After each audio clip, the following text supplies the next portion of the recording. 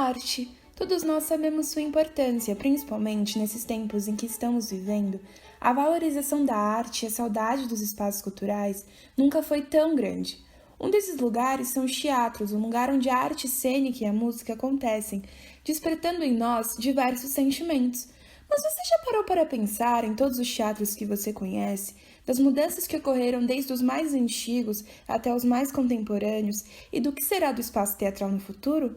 Quais mudanças ele pode vir a sofrer na próxima década? Bom, para responder, vamos entender um pouquinho mais. Buscando nas origens do teatro ocidental, podemos citar o conhecido Epidauro.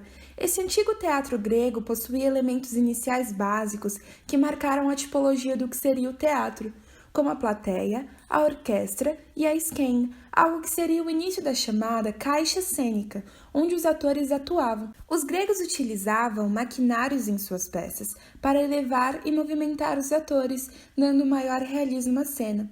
No século XVI, construíram-se teatros baseados no modelo greco-romano, mas foi na chamada Era do Renascimento que surgiu na Europa o teatro italiano, que tinha disposição frontal de palco e plateia, considerado hoje um modelo clássico. O surgimento desse teatro representou uma coisa: a maior inserção da plateia na história, com o objetivo de deixar as cenas mais reais. Isso porque a plateia, ficando de frente para o palco, ajudava nas perspectivas de cenas que eram representadas na caixa cênica, garantindo a magia do fazer de conta. Os elementos obrigatórios eram o foyer, espaço de espera antes da entrada, a plateia, o fosso da orquestra onde ficam os músicos e na chamada caixa cênica onde se tem o proscênio, a boca de cena e a coxia. Nas varas de palco ficavam as roldanas que movimentavam para cima e para baixo os cenários.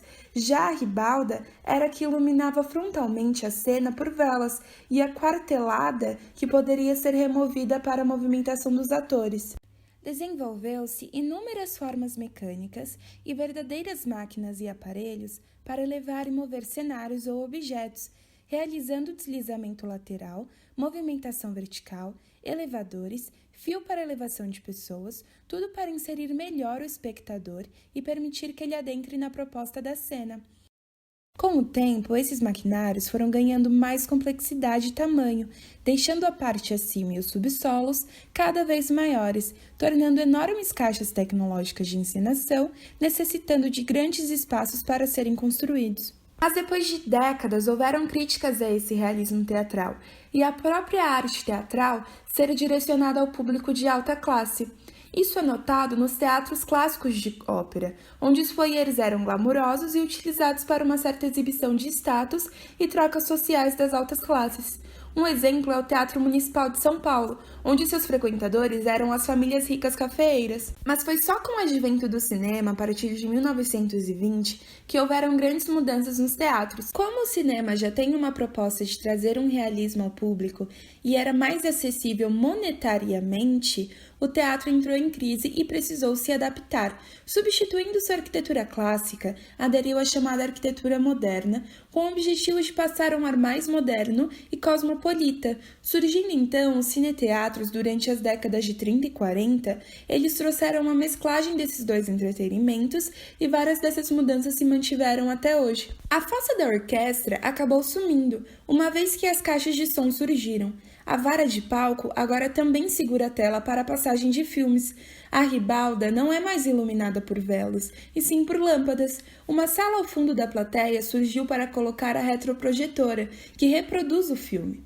Os teatros tinham uma escadaria e eram acima do nível da rua, mostrando a nobreza do teatro, e agora estão no mesmo nível da rua, tornando o ambiente cada vez mais acessível e permeável. Vale lembrar que a partir da década de 1950, os chamados teatros experimentais questionavam essa disposição do teatro italiano. Com peças de teor mais crítico, tiveram maior envolvimento entre o público e o ator. Eles aceitavam as limitações básicas que o teatro simples dava, ignorando quase que por completo a caixa cênica. Porém, a ideia de perder a caixa cênica não se manteve.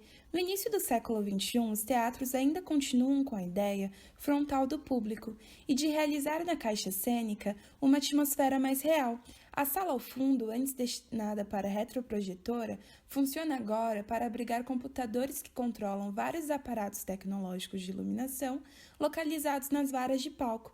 Essa cabine também controla os equipamentos sofisticados de mecânica cênica, controlados por softwares cada vez mais modernos, que movimentam plataformas, cenários, objetos e pessoas.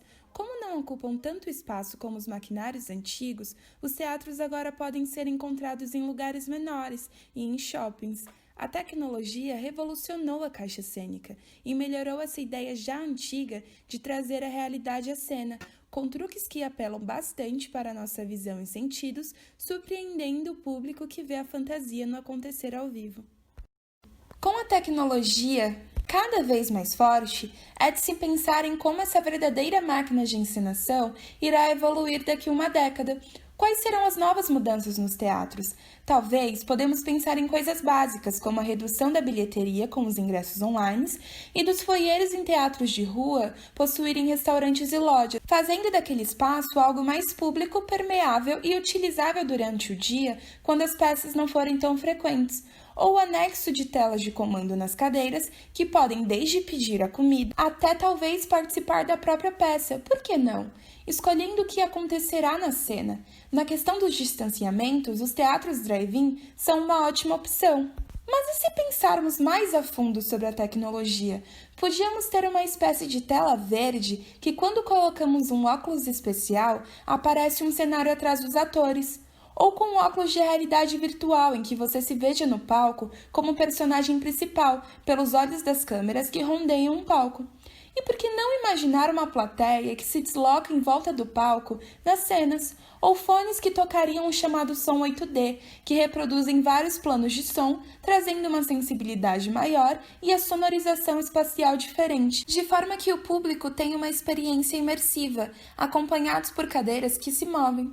Com a presença destes fones, o próprio espaço teatral poderia surgir em diversos lugares, já que a acústica e a dinâmica do som não precisam ser considerados. A maioria dessas ideias estariam para fora da caixa cênica, mas não a abandonariam, e sim a completariam, modificando o espaço interno e a maneira de sentir o teatro, onde esse espaço, que tem o objetivo de ser uma máquina de encenação, através dos anos ficaria cada vez mais tecnológico, trazendo uma realidade pela forma virtual.